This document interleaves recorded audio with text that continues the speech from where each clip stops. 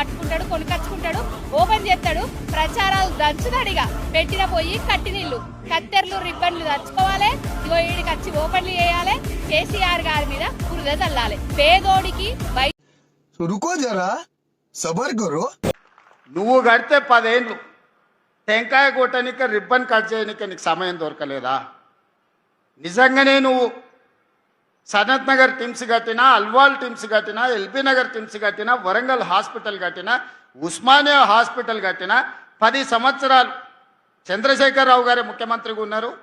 హరీష్ రావు గారు వైద్య ఆరోగ్య శాఖ మంత్రిగా ఉన్నట్టున్నాడు, లేకపోతే ఇంకొక ఆయన ఉన్నట్టున్నాడు.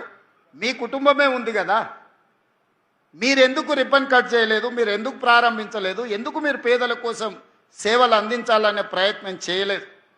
ఉస్మానియాని నిర్వీర్యం చేసి కూల్చాలని మీరు ప్రయత్నం చేస్తే కొత్త ఉస్మానియా హాస్పిటల్ని మేము కట్టినాం.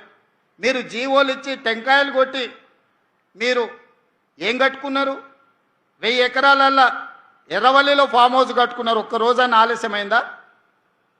జన్వాడలో 100 ఎకరాలలో ఫామ్ హౌస్ కట్టుకున్నావు నువ్వు, విలాసవంతమైన ఫామ్ హౌస్. వైట్ హౌస్ కూడా పనికిరానంత గొప్ప ఫామ్ హౌస్ కట్టుకున్నావు. ఒక్క రోజన్నా ఆలస్యమైందా?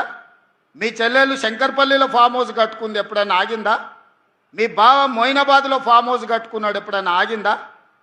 మీ ఫామ్ హౌస్లో ఒక్క రోజు కూడా ఆలస్యం కాకుండా ఒక ఆయన 1000 ఎకరాలలా, ఇంకొక ఆయన 100 ఎకరాలలా, మీ చెల్లెలు 50 ఎకరాలలా, మీ బావ 25 ఎకరాలలా విలాసవంతమైన భవంతులు, పెద్ద పెద్ద గడీలు నిర్మించుకున్నారు.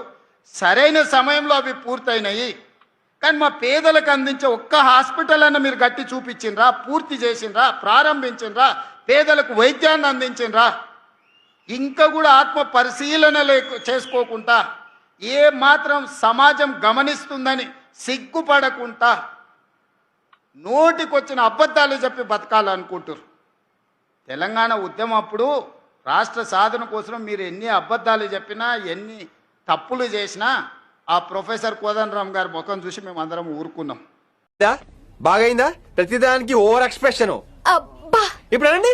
అబ్బా ఏ అంటే నోరు పడిపోయిందా? అబ్బా